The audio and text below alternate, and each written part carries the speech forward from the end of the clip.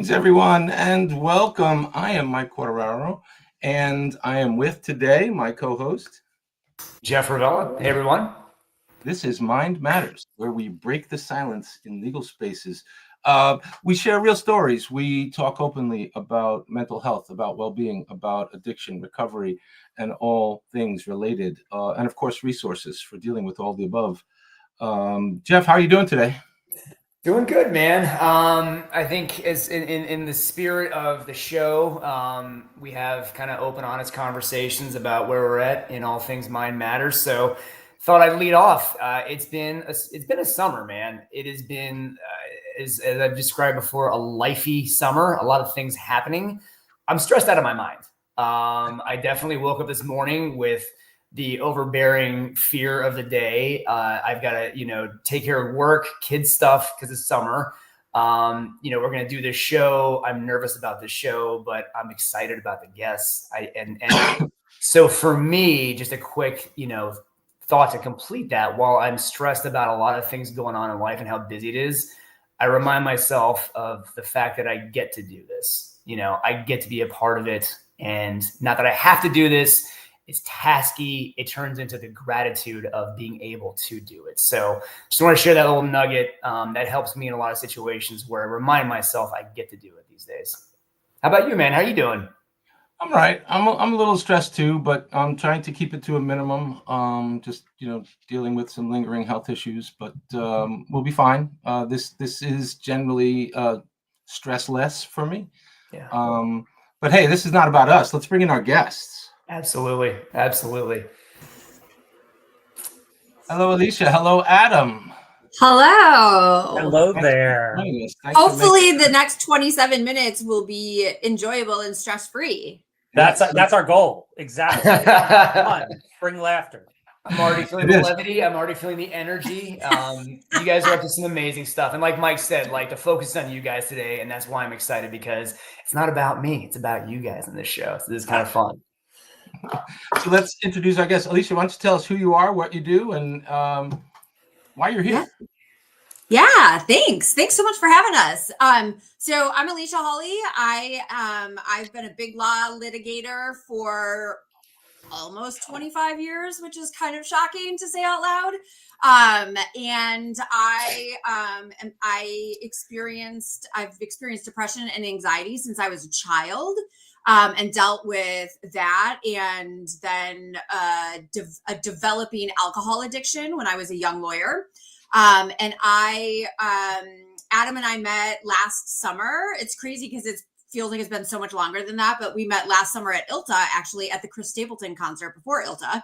And we were really like-minded in this idea that mental health and well-being are and should be priorities for professionals, especially in the legal field, and that it is oftentimes really hard to know how to prioritize mental health and well-being, if it's even possible to do it. And so we put together Sustained, which is this wellness summit, and I'll let Adam talk more about it. But we're really both drawing from our personal experiences to try to bring support and build a community, out of our personal experiences and of course other people's personal experiences.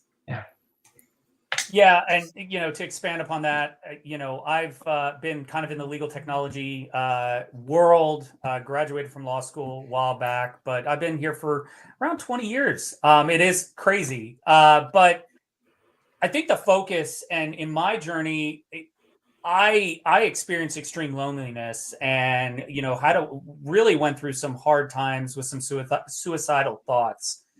And what really brought me along was that community. And I think that's really the point of Sustained, is bringing people together to, into a space where they can feel safe, like this podcast, to talk about, hey, how are you? And really answer that question.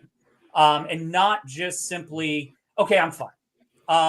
But to use ooey gooey words like I'm languishing, or I am just not feeling well today.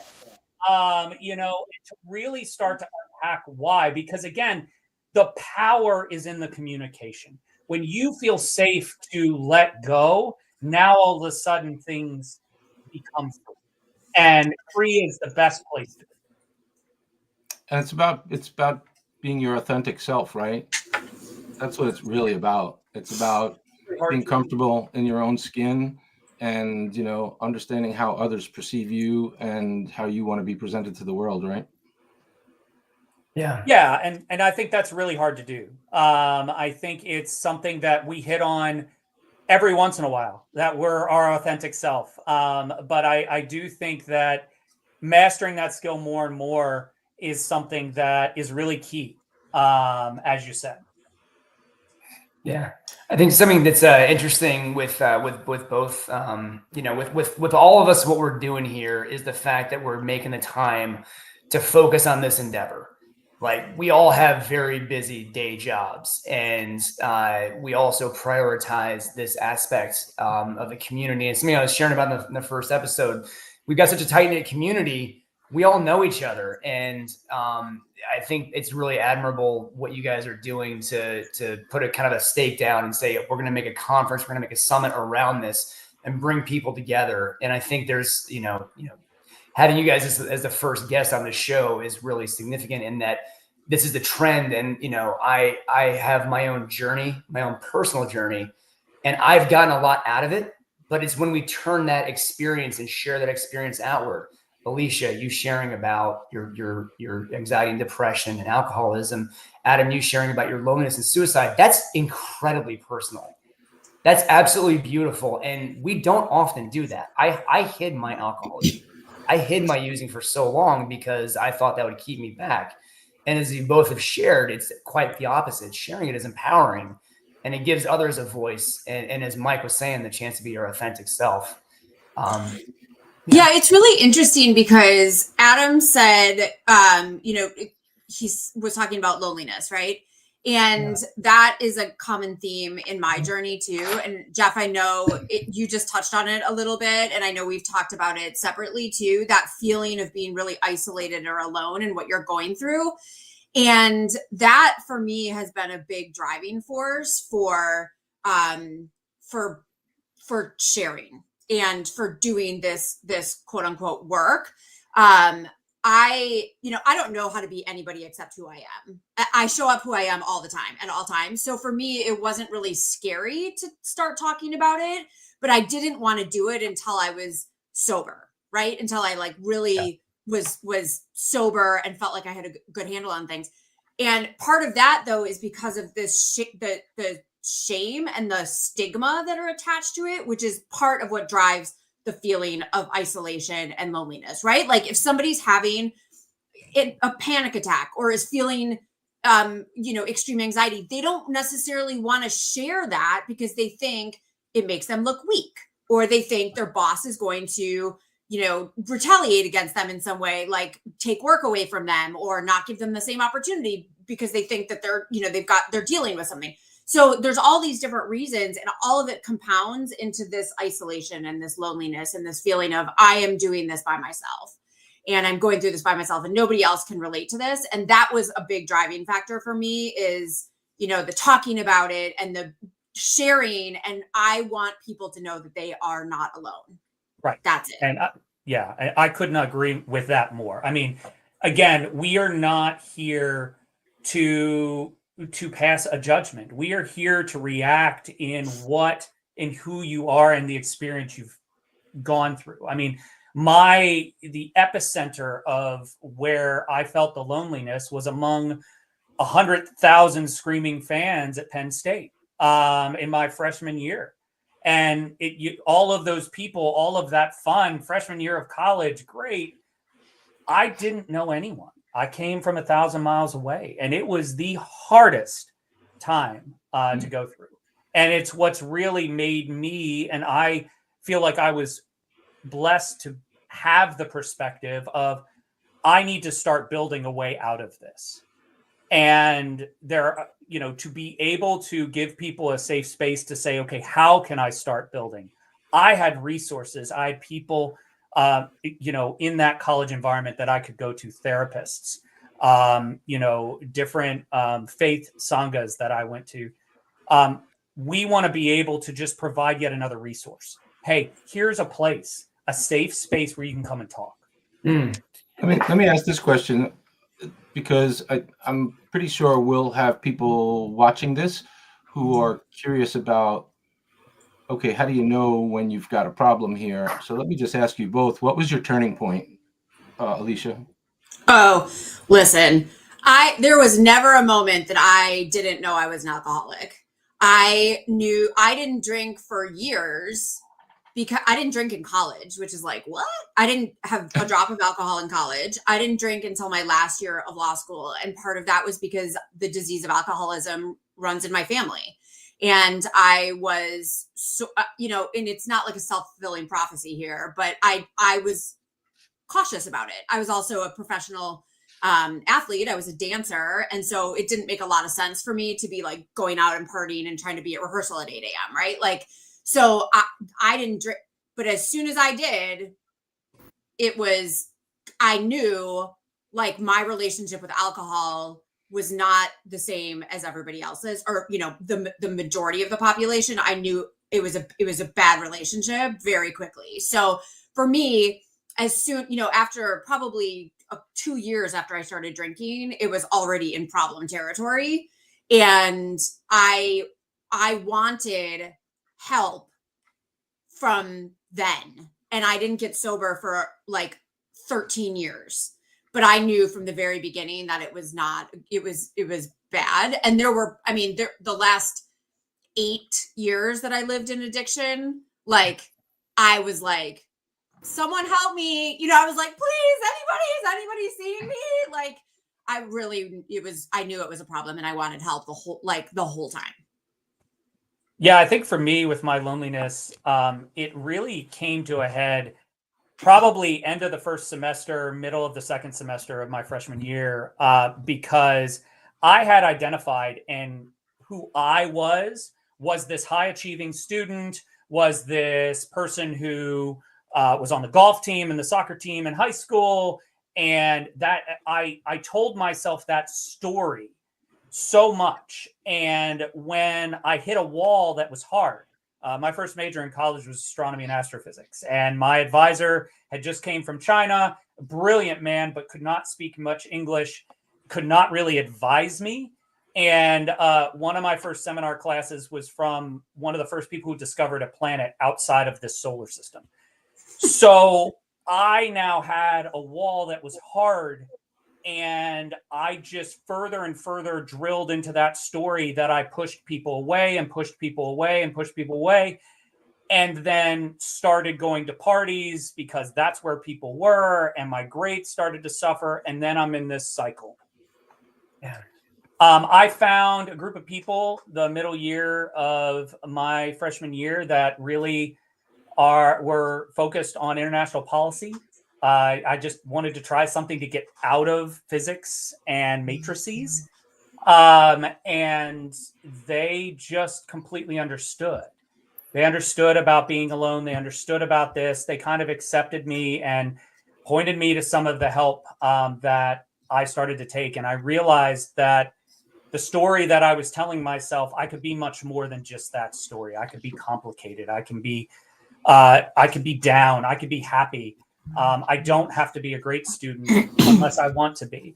And that's, the grades I got, my parents being surprised at the grades I got for the first semester and going from there. That's really where it became, okay, I need to really focus on supporting myself and going from there. Love it.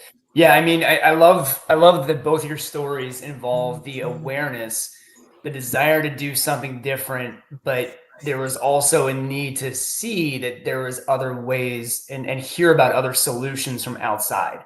Yeah. I'm similar myself. I know I need to change. I know I should not be drinking the way I'm drinking, behaving the way I'm behaving, but it took me seeing others that had done it to realize there was another way. And that I think is kind of like what brings us kind of I hear your backgrounds and your stories going into this, and that makes sense why we're here now having this conversation about Sustained. I'm curious, like, how did you guys link up, and like, how did these stories kind of dovetail into Sustained? Started at a Stapleton concert. I mean, really, we literally were at a Chris Stapleton concert. Yeah, Not really even a joke. We were at like a pre-ILTA event at a Chris Stapleton concert, and we were sitting next to each other at the concert, and like we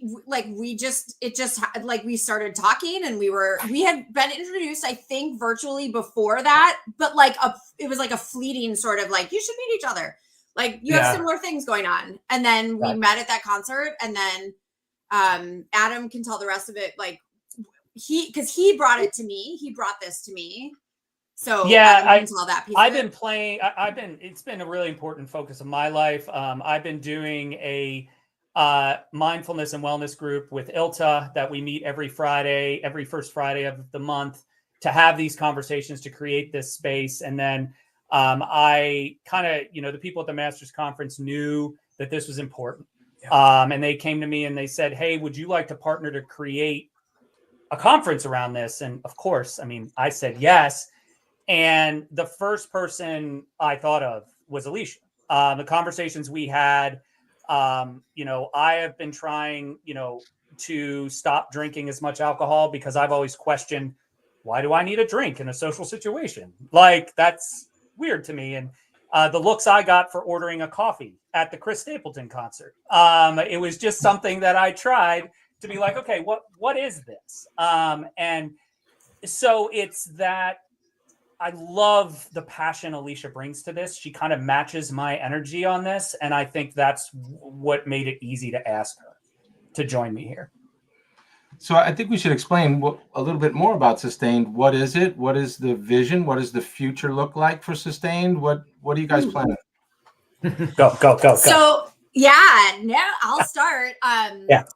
Sustained it's a wellness summit, is what we're called. Sustained a wellness summit, and the idea is right now it's a one-day summit, and I'll Tarantino this and start at the end, which is my entire goal for this summit, and I tell Adam this ad nauseum, is I want people to leave the day and go, that was a great freaking day. That's it. Like, I want people to walk away, and whatever that means for them, I just want, that was a great freaking day, except not freaking, because I have a potty mouth, but that is my goal. And so right now it's a one-day summit. We are not talking at people. We are talking with people. So we will be doing real, like TED Talk style presentations and roundtables and little chats and discussions. And we have some fun things planned throughout the day, and some fun things planned for the after party. And it's really a focus on all types of things that go into the mental health and wellness sort of dialogue. So I would imagine that we'll have a session about bullying, for example, or about sexual harassment in the workplace, right? These are things that impact mental health and well-being and wellness in the workplace. So it's not just going to be some of the obvious topics. We will be having conversations about anything that seems like it's going to be, helpful and relevant. And the last thing I'll say is, Adam and I have interesting and similar, but also different perspectives in this, in so much as, for me, I come at this from how can we make sure people feel like they have a safe space, maybe for themselves. And I know that Adam, maybe this is a good transition to Adam. Adam comes from this more from let's make sure people have tools to help others. Yep. And I think that's a great mesh. Yeah. And I think that's my goal, because, one of the things that brought me out of my darkness was the fact that I was given ways to not only help me, but go out and then help others. And one of the greatest ways to bring people out of a depression, or bring people back into the light, is to then help somebody else light their fire. And that's, I think, my goal with Sustained, is to be able to have people. That's why I went and got mental health first aid certified for adults and youth. I am addicted to going out and getting more tools to help. And I think when it comes to Sustained, we want to, that's my driving goal, is to be able to give people a way to say, hey, cool, this can help me. But if I see somebody else, I can go and help them as well. And I think, to go Tarantino as well, my goal at the end is for people to come out of it saying, wow, it's okay to feel everything. Yeah. I don't want to beat back sadness anymore. I don't want to beat back fear. I want to live in that, understand it, and then unpack it, and then start their journey to that awareness that helped me so much. So I think that's really, I'm looking forward to all of the fun things we have planned. I get giddy and, have these happy attacks when I start thinking about it. Because that's really what it is. I would challenge any of our listeners, anybody out there, to start counting your happy attacks, where you just get really excited about something. And that's, where we're going with Sustained. Well, and it's going to be, it's going to be this year. We're in Chicago, November 13th. Our plan is next year to have 4 of them around the country. So Chicago is our flagship city, which means that we expect to be in Chicago every year. But then the other cities some will remain consistent, but some will shift. So next year we expect 4 cities, including Chicago. But that's our short to mid-term plan. Yeah, and to be clear, we're not looking to run the same show in every city, because what we recognize is that not only is every person different, but every locale is different. And what people may be facing in every city may be different.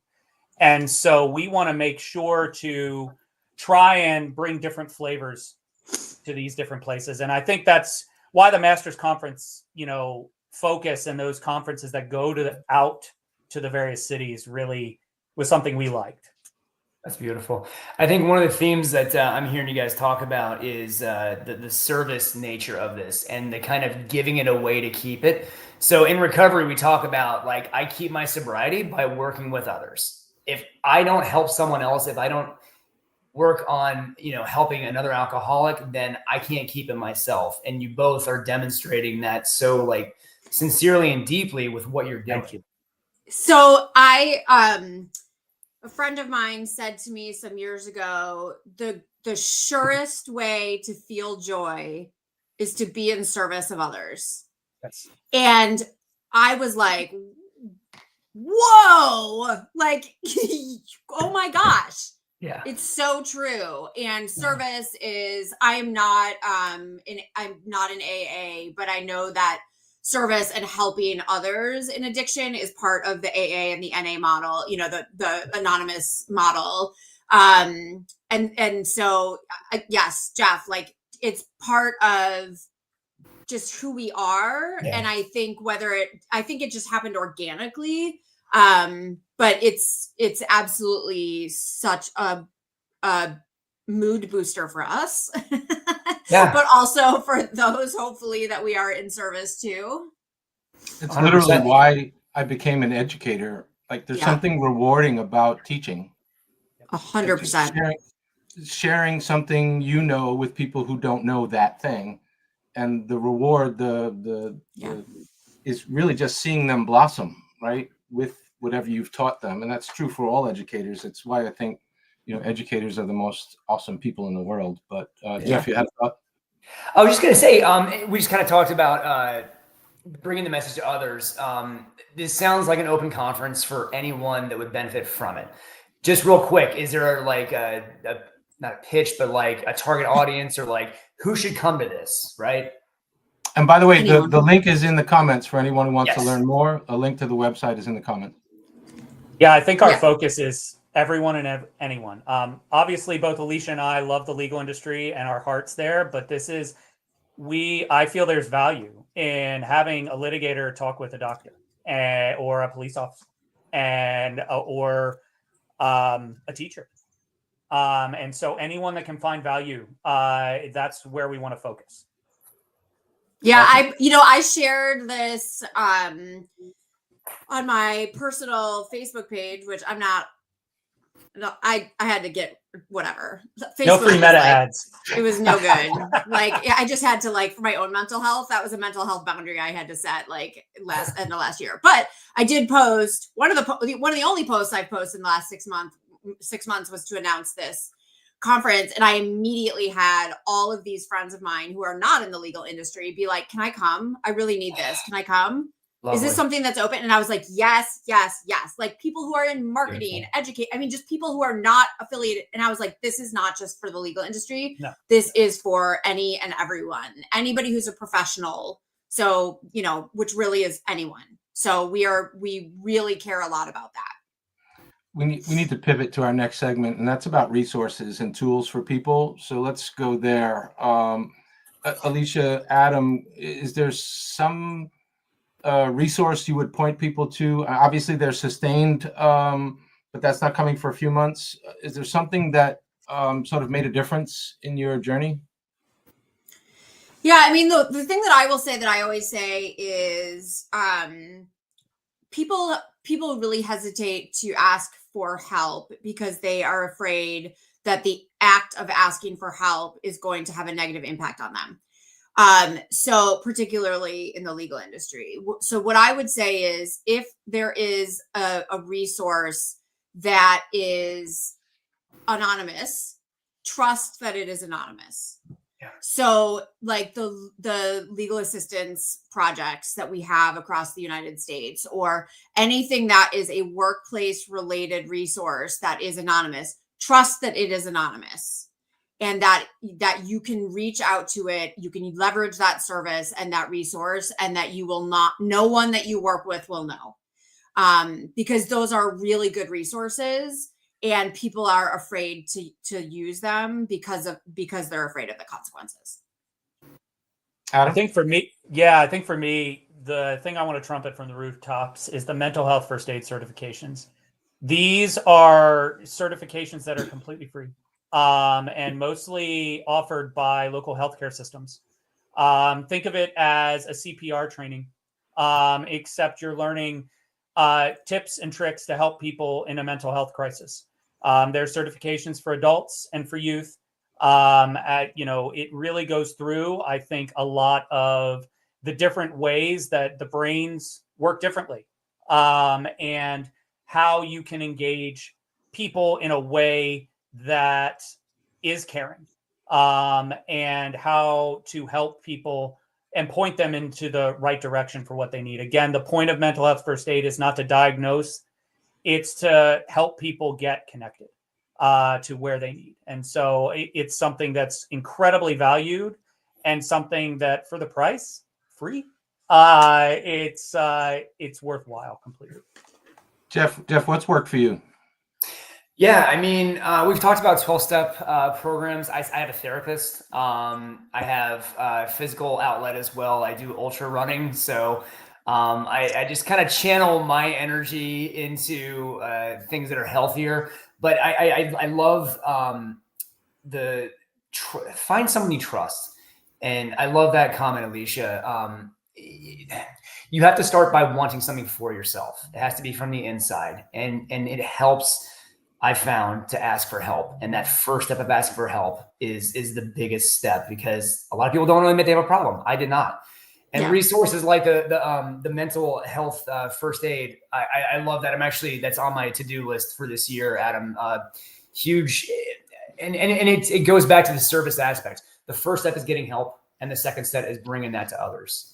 And I think that's like a big piece of maintaining our sanity and being, helpful to others. And I know we're out of time, but I'll say on that last point, anytime I talk about these types of topics, people come up to me and say, how can I help somebody if I think someone's in trouble or they need help? Like, what do I do without being weird or aggressive or whatever? And here's what I suggest, and this is something that Brene Brown apparently said, but I have now adopted it, which is if you want someone to know that you are there for them, you can ask them, what does support for me look like for you?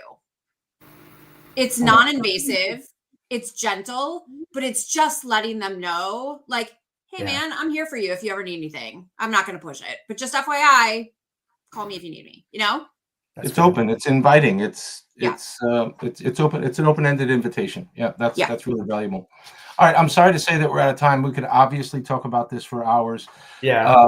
And I'm sure we'll do it again at some point. Thank you, Alicia. Thank you, Adam, for sharing your story, and thank you for making time for us today. Jeff, great to see you. Have a great weekend, everyone. Yeah, and thanks to everyone for joining us on this journey. Everyone out there in the audience. Hopefully this reaches people. Hopefully attend sustains. We're just really excited to share the message. You know, from me, I just want to point out we are not alone in this. This is something that we're all doing together, one step at a time together. So thank you. Let's keep showing up for each other. Thanks, everyone. Yeah. Have a good weekend. Take care.